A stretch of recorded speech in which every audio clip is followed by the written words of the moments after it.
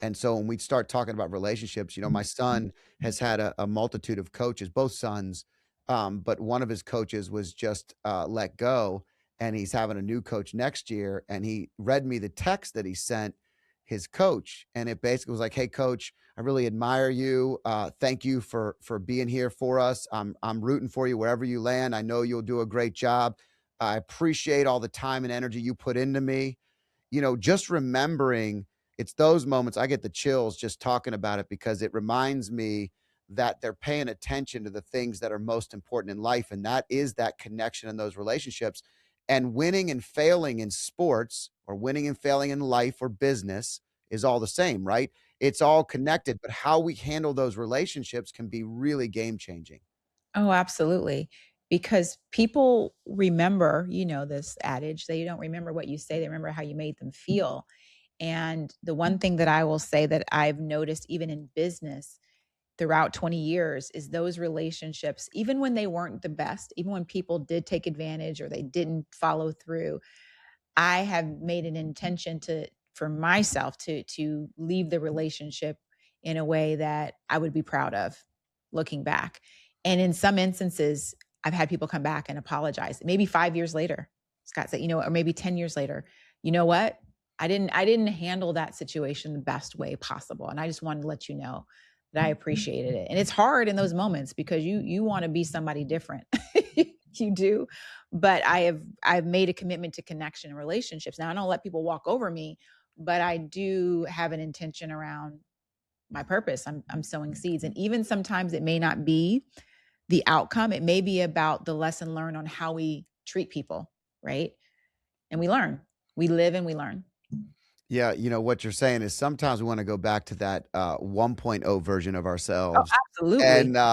and, and not have to be this 2, 3, 4.0 version of Yes. ourselves. Yes. I've had some conversations in business where somebody is not talking super nice, and I have just stayed kind, stayed calm, and, most of the time, I try to find a way to forgive them, Yeah. to pray for them, to hope that they find what they're looking for. Because anytime someone's looking for negativity to push upon you or anybody else, it's something they're missing in their own lives. It's something that Mhm. they have not found. And Yes. so I always feel like that's way worse than the way they're treating me. And I wish them a much better life than that. And I root for them. And so a lot of times people like us will see that come back around, because people remember maybe they didn't like the outcome, but they are okay. They're very grateful for how you treated them along the way, even if they didn't agree with the outcome. Yes. And so, it is that's a great lesson. It is, and sometimes you have to be that one. Now I've had to come back around and say, "Hey, you know what? I coulda handled that a little bit better." Um, and, in relationship, right? Not just at work, but in personal relationships, your family, your spouse, like, your kids, like, there's so many moments that you're like, I need more practice because I need a better drill on this one because I didn't handle that the best way." But, humility and the desire to be better is what will get you far. 'Cause you just come back and say, "Hey, I didn't do the best with that, but let's let me be better. How do I be better?" My oldest son and I were having a conversation a couple weeks ago, and he made a comment. We were disagreeing about something. He made a comment that something along the lines of, "Isn't that hypocritical?" Or is that what you believe, and versus what you're doing, or something along those lines. And I said, "Let me ask you a question as an athlete. You'll appreciate this analogy." And I said, "As an athlete, do you play 100% every game? Do you go out and have perfect output? You know what you're supposed to do, but sometimes it doesn't work that way." And I said, "I'm gonna be honest with you right now. I'm an imperfect father. I'm an imperfect husband. I'm an imperfect human. What I will tell you is I work really hard to be as close to 85 to 90% primed as much as I can, so that I'm 10 to 15% failing versus 80 to 90% failing. And the younger I was, the more I failed. The older Mhm. I get, I still fail, but I don't fail in the same way because I'm much more aware. So I just want you to remember two things. Number one, I'm imperfect and I failed a lot. And you got to see it more than anybody because you're my oldest. So you know the version of me that wasn't the best, and I've gotten better. Number two is if you live your life like you play on the field and you know you gave it your best, but you can admit when you make a mistake, which is what you're talking about, you'll go a lot further in life. And you also should have a little bit of grace for your dad because I love Mm, you. And that's where everything comes from. Whether it's yeah. coming from the place you want or not, it is coming from a place of love. Such a good lesson to have and just a great illustration for I can imagine him to see being an athlete, but also seeing the humility, but also the grace. I love it. Well, the cool part is we went to dinner like like 2 days later, and, sometimes when my boys come back into town, we all live independent now. So there's a little bit of that alpha male that everybody's up in the same space, and, I'm the dad, it's my house, like, at the end of the day, I go old school. We have rules, we have things we're gonna do, I don't care where you came from, what you Right. did, what the rules were. You gotta pump the chest up a little bit No, on this one. mom's not your slave. You're not making her do everything because you tell her to. She's not making food on a dime. Like, I don't know what this world is that you came from. Like, we have that mentality, right? And Right. so, a little bit of that has to be reintroduced, but then I Sure. also have to humble myself. I also have Mhm. to say, I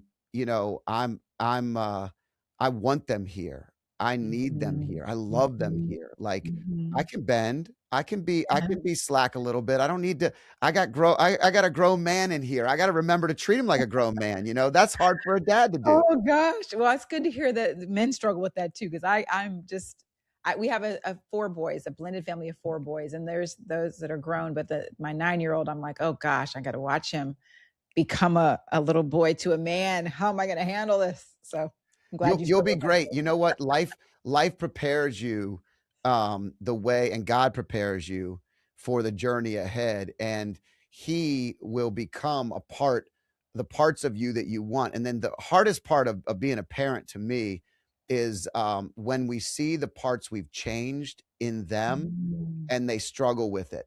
And so Yes. when you see the parts of you come out, that earlier version, in the way they're talking, the way they're acting, that's the hardest part for us to interact because we get really frustrated very quickly when we've fixed something, but we have to remember they gotta have the time to get it too. And I Mhm. tell myself that I'm not always good at reacting or responding the way I want, but I'm working on the conditioning, Melissa. I'm Yeah. working on the conditioning.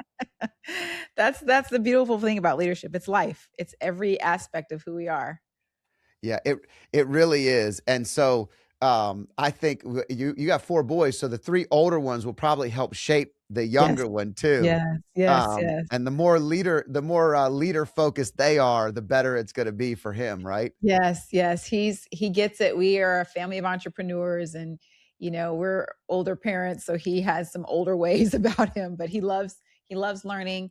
He, right now is open, but, I'm sure that's gonna evolve as he gets older and starts to feel himself, but, we're working through it. Yeah, I have, it's really funny. We talk a lot. You have a book coming out, Ath Leadership. You have a lot of success that's coming your way. You have a great message, but at the end of the day, when I look back, my life is all about my family, about my faith, about the things that matter most. And as much as I love that stuff, I can tell you that that's what we all share in common. We all Yes, want our children to be successful, good humans, leaders in their own world. And if we weren't here, we want them to represent us in a yes, good way and be better than us, right? Just to be a yes. little better than us. Yes, I think that whole mentality of legacy is big for me. Scott, it's something I think a lot about, and I guess as I'm getting older too, but I do think about it, and even in this book, to me, it is a culmination of 20 years of lived experience, coaching elite athletes, coaching executives, leading with people in the confidant moments that they're great on stage, but they're dealing with their own insecurities or things that are going on in their life. And I believe that everything comes back to mindset. It comes back to the idea that God gave us purpose and gave us something really big to do in the world, in our own sphere, in our own space.